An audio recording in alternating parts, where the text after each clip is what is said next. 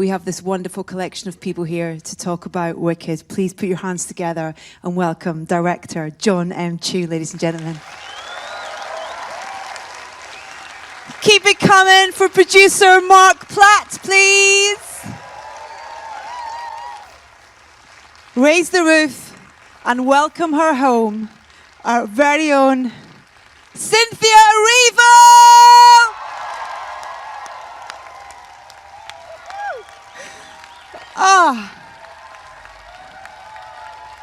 Welcome her as one of our own. Please put your hands together for Ariana Grande.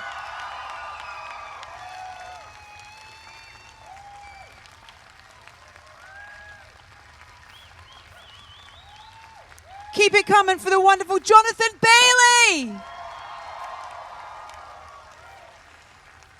And last but by no means least, your wizard, Jeff Goldblum.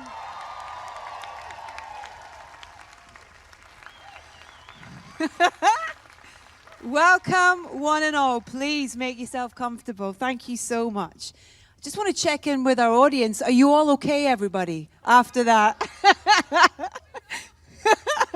We're not. Congratulations. What an extraordinary film. It's just wonderful.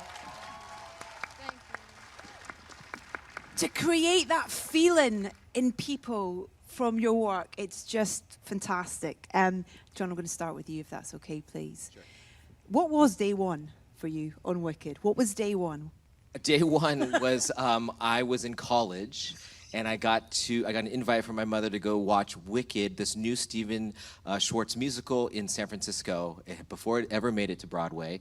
And I remember sitting there in the dark and just being swept away to another land. And I remember seeing the bubble come down and feeling like she was flying around me, and it was the most cinematic theater experience I've ever felt. And I said, one day some director's gonna be very lucky to direct this movie. I didn't know 20-something years later I would get the call from this amazing man, Marc Platt, whose head this all came from, to do it. Marc, it's been in your head for a long time, the want to do this, hasn't it? Indeed. So I read, my first day on Wicked was when I read Gregory Maguire's wonderful novels some 25 years ago, and thought what a brilliant idea, and was going to make it as a film because it had so many ideas and themes and relationships, all told through familiar characters taking unfamiliar turns, that I thought was brilliant and cinematic. And one day the brilliant Stephen Schwartz called me, the composer of great renown, and said, this really should be a musical. And the minute he said, I thought, you're exactly right. So we went down that journey. And then we had a successful stage musical. It's been here on the West End for 18 years, I'm happy to report, and doing really well at the Paula Victoria. And then I waited 20 years, and there were many, many reasons I waited for all those years, but the real reason was I'm the lucky one who got to work with this man and his talent and imagination and skill, but also his heart and humanity that lie at the center of Wicked. And I'm the lucky man who got to work with all these gorgeous actors and who bring truth and integrity and so much to the experience that you all had tonight. So I'm the lucky guy. Oh. Thanks for sticking with it for 20 years as well. It's kind of like, this will happen. I will make this happen. And you have so beautifully. Cynthia, I don't know where to start with you and this. Just, you feel your soul coming out of this screen in this performance. It's so beautiful. Congratulations. Thank you. Thank you very much. And I know before even cameras rolled, you put so much work and prep into this, and wanted to give this everything. That last phenomenal scene that we watched, that number, that's all you. That's you committing to that. But that's the great thing about this performance, and what you gave is the small moments to the huge moments and everything in between. What was the most important part for you to start with? Where did you need and want to start with? I think the most important part for me to start with was finding the bravery to put her vulnerability right beneath the surface so you could see it, to put all the things that I might be scared to show on the outside, and to use that as the fuel to feed her as she goes through her journey. She has to take lessons. These lessons come at her and teach her to love herself more and to be who she is. And that journey that she takes is often quite painful and lonely. And I think I had to learn to not be afraid of those lonely moments. You know, she spends time with Glinda, or often she's by herself. And so those moments where she is alone, I had to learn to be okay with that too. And that's kind of where I wanted to begin. And I felt like even the vocal journey was a bit of a map through what she was experiencing. So she doesn't get to start at Defying Gravity. She starts with The Wizard and I, very small. Did that really just happen? You know, tiny. And then grows. And I think that allows for the storytelling for her and where she is to keep growing until you get to the final cry. Yeah. And all those moments as well are kind of the story as well as your performance are told with tiny little nuances that are important, whether it be costume and, you know, every part of it is part of the storytelling, isn't it? Very much so, yeah. Marc and Jon let me be involved, very deeply involved in how she looked and the things we gave her and the features that we built with her, and right down to the green. There was a question at first about whether or not I would do CGI or practical, and I opted for practical because I wanted to see the transformation. I wanted to look at the mirror and see Elphaba and see the green lady, and I wanted other people to experience what it was like to look at a green lady with freckles that I thought would pull you in and endear you, and green eyes that put you just further away enough so that she was just strange enough to be on the outside, but wouldn't exclude you from what she was feeling.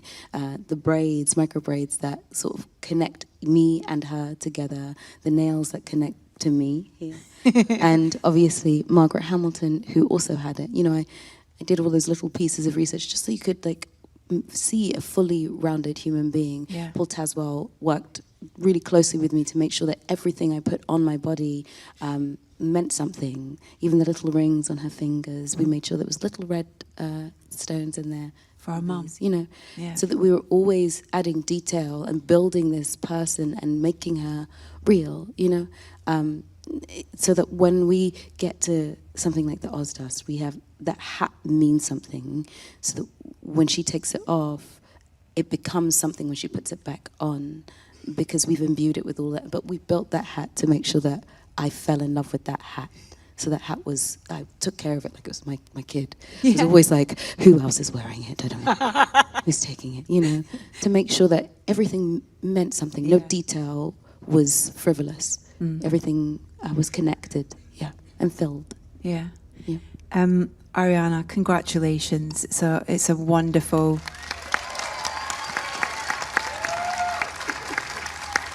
It's a wonderful performance. It's a wonderful partnership, and it's the comedy that you bring to it as well. You've got this in your bones. This, all of this. I mean, everything. That was very good. Very good. Your neck must have been killing you. Do you know what I mean? It was. My second day on set, I was covered in patches, in like icy hot patches, because of the tossing. It was too intense. And I mean it. I was stiff. I'm still stiff now. Sorry, you were saying? No. The performance that you give, you know, the dramatic side to it, but the performance, we know and we love you as a performer, but this is a different side to you that you committed to, you know, the soprano side to it as well, and going to places that were in you, but maybe kind of, I heard you went to Wicked School, which I think all of us would like to go to Wicked School with Stephen, you know, and kind of spending some time with him by the piano and singing. And how important was that in terms of, I guess, giving you the tools in your belt to then, when you are on set and when you are in these scenes, that it's second nature, that you are Glinda and you are kind of having fun with her? Thank you, first of all. I suppose I did kind of put myself through Wicked School in a way. Even before my first audition had a date. I didn't know when it was coming, but I knew there were talks of maybe they're going to start seeing people soon for this role. And I started going to vocal lessons and acting lessons every day with Eric Vitro, my vocal coach, and Nancy Banks, who, yes, who, they're just really beautiful. I mean, I worked really hard to train the muscles of my voice to sing differently, because Glinda has a very different voice. She's a coloratura soprano, and just like any other muscle in the body, you know, your vocal cords have to be trained to behave a certain way. And one of the most important things to me in the preparation of this was making sure that my voice could sound authentic and to honor the music as much as I possibly could, because I didn't want to change it to be, you know, something that I would normally sing. You know, I wanted to honor the role. And as far as the other parts go, you know, I just tried to dig in as much as humanly possible to what's between the lines, you know, because I've known this music and this script since I was 10 years old. It's my favorite musical. So how do you deconstruct that and find what this actually means to me, to bring my own insecurities, my own fears, my own truths to this, and put some of what I've experienced into Glinda and hope that it can add some value in some sort of way. And yeah, finding that balance, especially with my Elphie and experiencing this together and building something really real together, has been the most beautiful part of this, truly. I'm very grateful. Were you prepared for how collaborative and open Jon would be in terms of listening to your voice and listening to what you saw and wanted? And I believe, you know, for example, Popular, you know, in that number, you were really collaborated on whether it was the gadgets or, you know, kind of improvisation kind of moments that you saw the character would do. How did you expect that, and what was it like to kind of have that freedom with the character and collaborating with Jon on it? I mean, that was, I feel like I sound like a broken record, but that was my favorite part, really, was, I mean, Jon Chu, and what a gift he was to all of us. Every single person on that set, really, it starts at the top, it starts with Jon, and he just created such a safe environment for all of us to play and to experiment. And, you know, it's kind of intimidating when Jon Chu says, okay, we got what's on the page, now what would Glinda do? Just say whatever you want, you know? And yet it felt so safe. It just felt like an acting class at school, or like we were making a student film or something so tiny and intimate. And I think that's what made it safe for us to go there in these performances, and to be so honest and to play and improv and try things and see if it sticks. I'm surprised it made it into the movie. How important was that for you as well, Cynthia? I think that everyone across the board was just given a gift in Jon, because he was always asking what else, and how, and where, and what else can we do, and how can we try it? There was such excitement for just the frisson that we all might have for each of our characters, the love that we might have for our characters, and what were our ideas of these people that we were inhabiting, so that when we be on set, what was on the page was on the page, but what was in our head got to be on the page too. What we would try was, just because the floor was always open, and it allowed for such play and such freedom to really expand on who they were. And I cannot express my gratitude enough for the space you gave us to tell the story of these characters. We really got to breathe into them. And, you know, when Ari got the role, one of the things she said was, I'm going to take great care of her. We can't do that if we're not given the permission to like be and to exist and to grow into those roles. And you gave that to us so we could actually really take care of these women, these characters, with our full selves. So I deeply appreciate that. It's one of the most important things you can have as an actor, to have room to explore before you land on the thing you want to land on, you know? Yeah. Yeah. Jonathan? Hello. Hello. Congratulations. Not an easy. Well, tell me how it is playing a character, really. Because he is in a way. And Cynthia's the only, is the only person that can kind of see the cracks in that and sees the real person. But as a performer, playing a character, it's quite an interesting ask. Is it fun? It's really fun. And yeah, just to add to Jon, I mean, I came in a bit later, but when I met Jon, we had a 2.5-hour conversation. And it was clear and evident that the opportunity in playing Fiyero is to, we know where Fiyero ends up. So it's reconstructing and pulling back layers. And the idea of charm and what that means, and maybe subverting the Prince Charming trope, and to see someone who's developed a skill set, which allows his life to be easy and golden. But clearly there's like an isolation and a desperation for something real. And I think in meeting Elphaba, she's, much like in life when you meet someone who sees you for who you really are. And I think he represents the change that these two women experience together. But yeah, it's bloody fucking fun. I've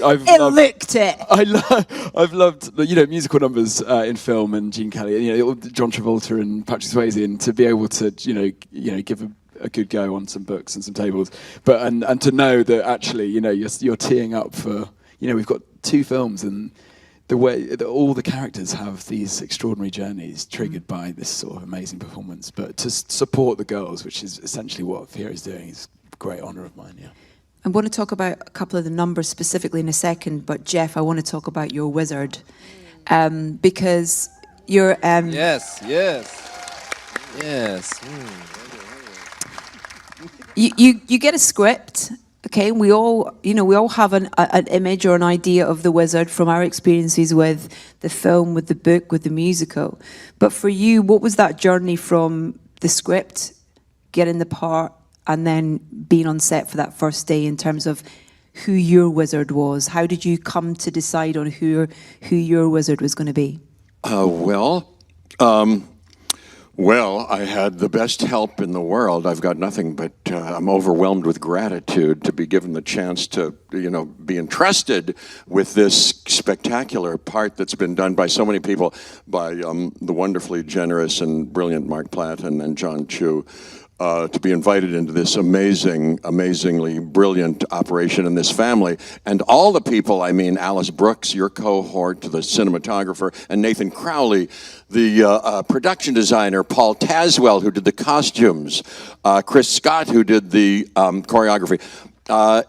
Just amazing. So first of all, I came at it with already opened up by a portal of gratitude, and then to be included in this amazing cast, which is a dream team headed by those 2 women for whom I have the utmost respect as people and artists and accomplished, who give the most virtuoso performances, and being near them while they were doing it was just a dream come true. And then this is I knew part of it. I loved the show, and it's become a rollicking entertainment. I cry. I've seen it now 4 or 5 times, and everybody cries and laughs at the whole thing. The music is catchy and deep and hits your gizzard like nothing else. But it's also important, and I was helped in the wizard's part because I'm the vehicle here and there for some of these more important and darker shadow issues. Oh boy.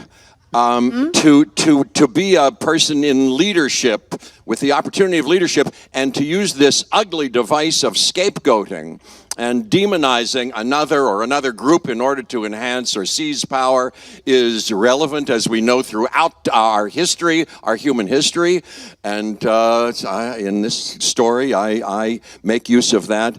And then coupled with animal cruelty, and as I've studied it, because it's part of my story, oh boy, that's ripped from the headlines, and of urgent moral importance.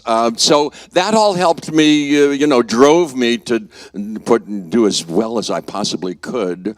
There we go. And I was also a little bit inspired, because to see this story which I found a kind of parallel. You know Robert Moses, I'll bet. You know that story, that Robert Caro book. He was a builder and an idealist early on, and was hailed as a kind of a wizard of city building, but power, as in the case of the wizard, I think corrupted him. Too much power corrupted him all the way too much, and he was at one point going to decimate lower Manhattan, if you can imagine. And one woman who had courage and integrity stopped him cold. One woman stood up to this toxic, systemic, patriarchal disease and stopped it. And our movie has something to do with that. And I was so proud to be, have a chance to act out part of that story. Amazing. Thank you, Jeff. I want to talk about creating Oz, in terms of how, it's so beautiful. I think we all want to go there immediately. But in terms of for you guys and, what your vision was, but Marc, in terms of helping, create that, make that happen, for you guys, for it being there, to be, for as much of it as possible to be real, to, physically touch it and have it there, how that helped and how important it was for those, for those scenes and those moments. I mean, what we see, so much of it is real. Yeah, we built Emerald City, that you could go into any store. You could look at the labels in the salon. You could, Munchkinland, that was a real place. I mean, it was muddier, but it was a real place that we had. And we built a 60-ton train. We built, we planted 9 million tulips. The studio was not happy about that, but we did it anyway for you. Now, I felt a responsibility. You always have to say the waterway. Oh, the waterway. I mean, in Shiz University, that's Yeah. a real, that's real water and real boats. Ariana's mom bought the boat. She says she did, but I don't think she did. I looked for it just to make sure she wasn't kidding. I want it to be Spoil real. a Christmas present. Okay. From the very beginning, when I was talking with Marc, I was talking to the girls, I felt a responsibility to make Oz real. Yeah. If we're expected to believe in the relationship and believe the stakes that they're going through and believe that they actually care about a land, then who are the people that live on the land? Who are the Munchkins? Why should we, if they're optimistic people and they are led by a strong leader, whoever it may be, then why is it that they ultimately stay here in Oz, and why do they want to fight for it? So that means that it can't be a dream to us. So, in the beginning, we drop into the most famous crime scene in cinematic history, the water on the floor. And you see the most iconic image of the hat. And we go out, and we don't just skip over the land. We see the landscape, cracks and all, dead trees, alive trees, whatever, to really establish this place, this real place, so that the girls, when they come in here in this story, we know what the relationship with this place is. There's a history of animals having been there before. Shiz was built by animals. It was educated by animals, so that now we see what happens when the wizard has come in. He's put the emblem of the wizard. When it falls down, you see that there was history, that we dig it more later. But those things were little details that really helped build a land that they could then live in and have a real relationship in. That was at least my responsibility of really making sure we did that for them. Big ask of you, Marc. Yeah, but I will say that although it's a beautifully lavish in the most positive way world that was created by Jon and Nathan and Paul and Alice's shooting and Dave Smith's lighting, all of it, Wicked is so much about the truth, because we can all remember a world where there was truth and getting at the truth. And so, to Jon's point, to make it authentic, to be true, to find truth, for these actors to find their truth as characters, the world had to be true and real and authentic in whatever our imaginations were of that world. And that's why it was accomplished the way it was. What did it feel like? Oh, it's truly a dream to be able to be on a set that is tangible, that you can touch, you can feel. Nathan Crowley built something beyond belief, but right down to the most intimate spaces. Our dorm room was detailed right to the book on a shelf.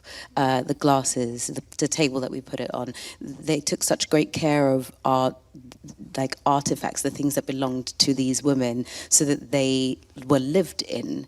And it means that yes, you can use your imagination, but also you spend less energy thinking about the space around you, because the space around you is alive, it's already there, so that you can actually concentrate on the space between you, right?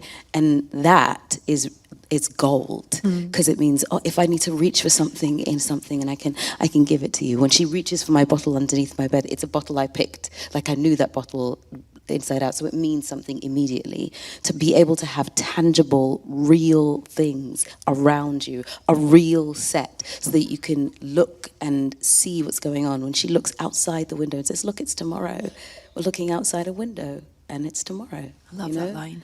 It's one of my favorites. My favorite. I love love that it. line. I went on a t-shirt. And you say it beautifully. Thank you. I love you. I love you.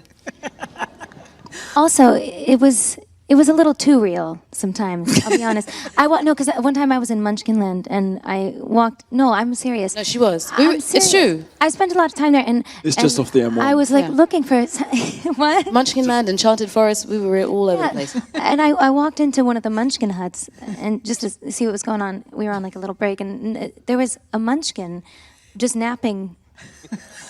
Yeah. In the Munchkin hut, so it was very real. Birds. And I know it's funny. No, And it's I true. know it's funny, but also it's really powerful at the same time. I know it's like funny, but also to be performing No One Mourns the Wicked, and there's this massive propaganda of this caricaturized version of your best friend's face with all these nasty words on it is not easy to look at, you know? Yeah. And it takes that kind of collaboration and that many brilliant creators behind, that aren't here sitting with us talking about it right now, that make it possible for us to feel those real feelings. Yeah.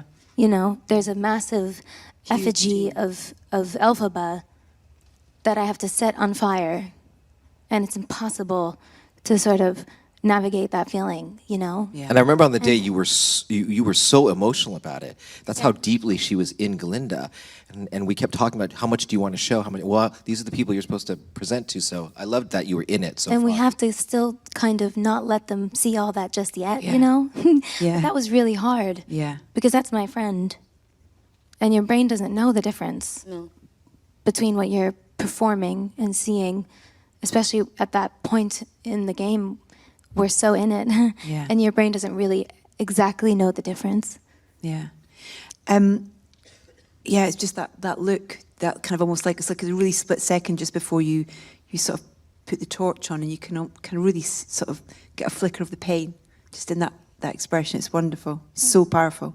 Am I right in thinking that the first musical number that you shot was What Is This Feeling? Yeah. And that's got the number of setups. It might have been popular. Was it popular? Popular. first. Yeah, it was popular. But the number of sets in What Is This Feeling is like, you're like, oh my God, it's like tell me how many different setups were there? Oh, I don't even know how many sets there were. I forget, but that was shot over time too, because we had all shiz. We had that courtyard. We had to shoot there, so that was over a span of I don't even know 5, 6 months. The bow staff fighting outside was like 6 months after the first 2 lines of the song. Yeah. We had to come back 6 months later. Yeah. Yeah, that's right. That's right. That's unbelievable. So they had to constantly pick back in, get thrown Yeah. back in to get into these modes. But it was helpful to be in the dorm room early, because we got to establish their new characters. Our first shot, the first thing we shot was the dorm room when they first entered the dorm room, and it was a dialogue scene that's not in the show. Yeah. So it was really nice to have that room for them. I got to watch Glinda and Elphaba move in with each other, and I didn't know how it was going to go. It was the first day, and so seeing that happen, I understood that, Glinda's actually smart, because she knew that Morrible didn't do the magic, and Elphaba also saw that. So it's the start of a different kind of relationship than maybe in the show when it's just a musical number. Yeah. I wanted also to ask about the library and Jonathan, look like you're having a good time on that one. In terms of that, just the mechanics of the physicality of that whole piece and is just Yeah, I was just thinking, we haven't talked much about the tornado wheel, which was, it's 35, 40 seconds of the number. And it was a feat of engineering. And it's amazing where science meets art. And everything was programmed to within a microsecond, 3 different revolving stages with, I think, 15 gymnasts / parkour dancers, and then me like trotting along underneath.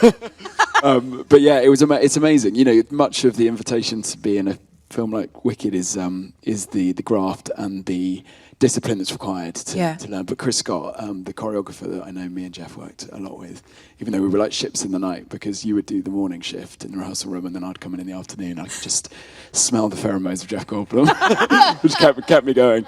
But yeah, it was amazing. There were so many different amazing experts and departments that worked together. But the Dancing Through Life really is a moment where so many aspects of filmmaking came together.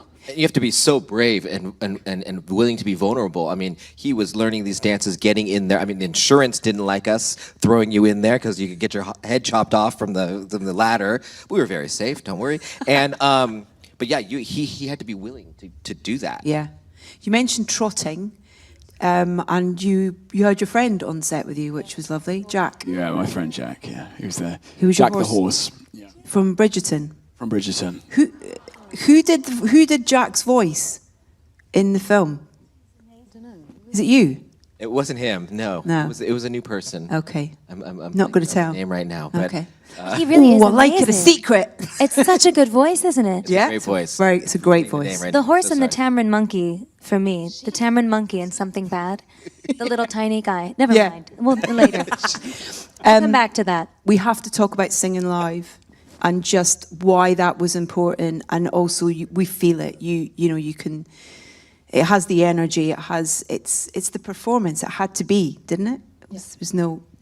Yeah, I mean, it wasn't really a question for us, We knew immediately that we wanted to sing live because it allowed us to get closer to the reality of our situations. Yeah. It gave us the space to play even more. If Ari wanted to improv, then there was space to do that. If I needed to take a breath and elongate and a vowel sound, then I could. If our voices broke with emotion, then we could. And sometimes we would start in silence, and instead of singing to track, we had a live pianist on set, Dominic, who is beyond, who would just be on set and would be ready to play at any point, so that he would start once we found the rhythm. But it meant that we were always telling the truth of the matter, and on top of which, this is a musical. Both of us, all of us really, know what it's like to do 8 shows a week on a stage and sing live on a stage. And there are hundreds, if not thousands, of women and people who have gone through the college and university that is Wicked on stage, who have sung this 8 shows a week. So there was a really sort of it was an honor to be able to sing it live, but we could not have done that without the set being made for us to sing. Simon, who is one of the best sound engineers in the world, who I saw last night at the opening, was so serious about making the space correct and ripe for the sound of our voices. The whole place was like a live recording studio. Mics in anywhere you could think about, in my hat, in our lapels, in the ceilings, so if a wind was flying at us, you could still hear us clearly. If I was doing a loop-to-loop whilst flying and doing Defy Gravity, you could still hear me. If she was hanging on the chandelier, you could still hear everything. And it meant that we had the freedom to just sing and play, and it was just as important as the words coming out of our mouth when we were doing it. Yeah. Cynthia's referring to Simon Hayes, who's one of the ought to be a great national treasure here. Yes, one of the very great much so. sound folks, and I've done about 8 or 9 movies here. It's a wonderful place to work, mostly because of the craftsmanship that the crew puts into it, from every builder, every electrician, all the way to Simon Hayes, who I won't do a movie without. So credit to all those wonderful craftspeople who helped, starting with Simon. That's how it worked, really. I love Simon. I could talk to you all night about this film. I think we should all watch it again. I can't wait for the next part, and I can't wait to go and watch it with my mum and my kids and my mates, because it's a rare thing that you have the opportunity to watch a film with like generations of people, and you all can take something away from it. And this film does that. It just gives so much to so many people. Thank you for all your brilliant work. Thank you. Thank you so much. Thank you. Huge round of applause for our wonderful, wonderful Jeff, Jonathan, Ariana, Cynthia, Mark, and Jon.